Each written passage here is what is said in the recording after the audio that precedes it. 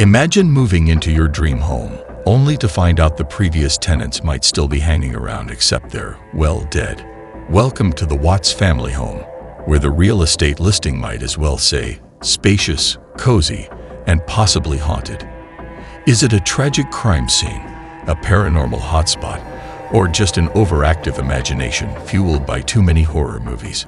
Stick around as we dig into the eerie mysteries of this infamous house.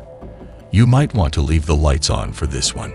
The paranormal case of Chris Watts' family home. In the sleepy suburb of Frederick, Colorado, nestled among manicured lawns and quiet streets, stands a home with a chilling legacy. In 2018, this house became the backdrop of one of the most shocking crimes in modern American history. Chris Watts brutally murdered his pregnant wife, Shanann, and their two young daughters, Bella and Celeste. The aftermath of this tragedy cast an enduring shadow over the property. But the story doesn't end with the crime. Whispers of paranormal activity have kept the house in the public eye, drawing believers and skeptics alike into a macabre debate.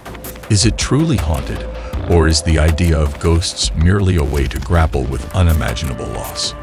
A house of tragedy. The Chris Watts case. At first glance, the Watts family seemed to epitomize suburban perfection. Shanann Watts, a charismatic and ambitious woman, frequently shared snapshots of their lives on social media, family vacations, sweet moments with her daughters, and the anticipation of welcoming their third child. Chris, her husband, appeared to be a devoted father and partner. But beneath the surface, cracks began to form. Financial troubles and Chris's extramarital affair created a toxic brew that ultimately led to tragedy. On August 13, 2018, Chris Watts strangled Shanann in their bedroom. He then smothered his daughters, Bella and Celeste, before disposing of their bodies at an oil field where he worked. His confession shocked the world, turning their once idyllic home into a sight of horror. The house, unsold and untouched since the murders, has become a symbol of grief. And for some, something much darker. Eerie encounters. The birth of paranormal claims. Not long after the murders, rumors of paranormal activity began circulating. Investigators who entered the house to collect evidence reported odd, unsettling occurrences. Body camera footage from police officers captured unexplained sounds. Faint giggles, whispers, and even the movement of shadowy figures.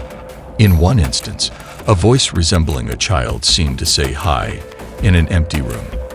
These recordings were enough to send chills down the spines of those who dared to watch. Neighbors, too, reported strange phenomena. They claimed to see lights flickering in the home when it was unoccupied and shadows moving across the windows. Could these be the restless spirits of Shanann, Bella, and Celeste? Or was it a collective psychological response to the horror of what had occurred there? The Netflix effect, amplifying the paranormal. The 2020 Netflix documentary American Murder. The family next door reignited public interest in the case, and with it, the paranormal rumors. Sharp-eyed viewers noticed what appeared to be a child's shadow moving in the background of police footage. Social media exploded with theories. Was it Bella or Celeste trying to make their presence known? Skeptics were quick to debunk the claim, pointing out that the shadow likely belonged to a living child present during the investigation. However, the seed of paranormal intrigue had been planted.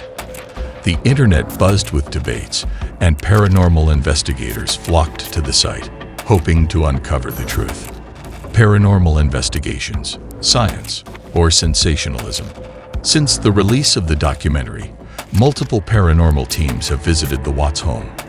Armed with ghost hunting gadgets like EVP recorders, thermal cameras, and spirit boxes, their findings, while far from conclusive, have added fuel to the fire. Some investigators reported capturing voices, including what they believed to be the voices of Shanann and her daughters. Others documented sudden drops in temperature, often cited as a sign of ghostly activity. A few even claimed to feel a heavy presence, as though the air itself carried the weight of the home's history. Critics argue that these findings are the result of confirmation bias. People enter the house expecting to find evidence of ghosts, and they interpret ambiguous sounds or images as proof. Still, the allure of the paranormal keeps investigators returning, each hoping to answer the question, are the Watts still here? The stigma of haunted houses. The Watts family home stands as an example of a broader phenomenon, the haunted house stigma. Properties associated with violent crimes or deaths often struggle to sell. The psychological impact on potential buyers is profound. Who would want to live in a place so steeped in tragedy? As of November 2024, the Watts house remains unoccupied. Attempts to sell it have failed, despite its spacious layout and desirable location.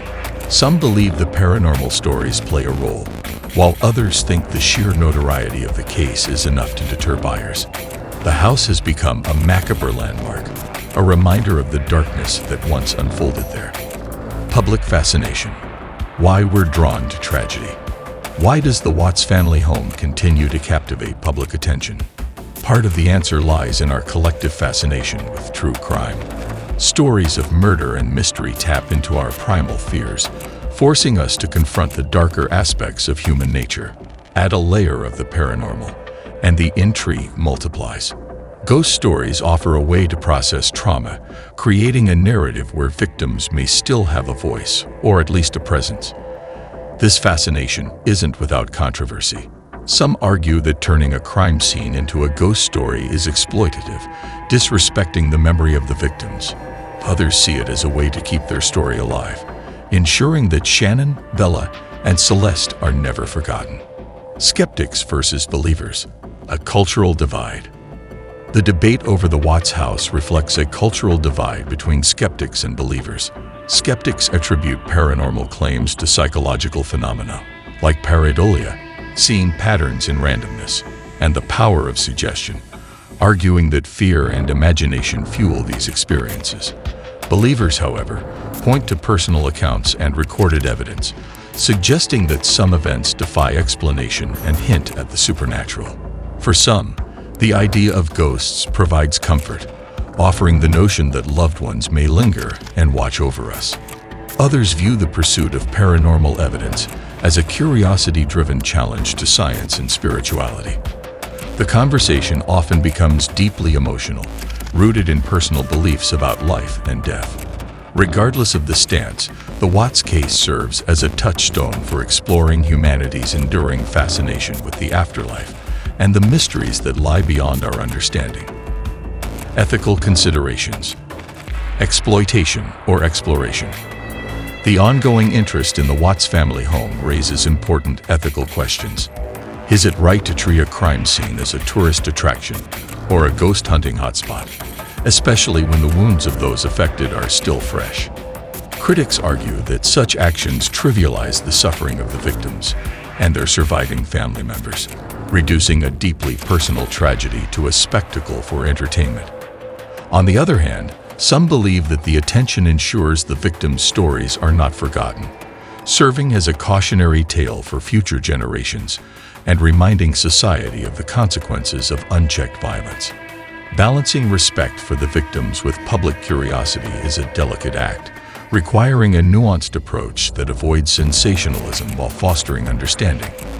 Paranormal investigations, if conducted with sensitivity and empathy, may even offer insights into the lingering effects of trauma on both physical spaces and the human psyche, bridging the gap between healing and exploration. What do you think, haunted or hype? Let us know in the comments below. And don't forget to like, subscribe, and hit that notification bell for more spine-tingling stories. See you next time, if you dare.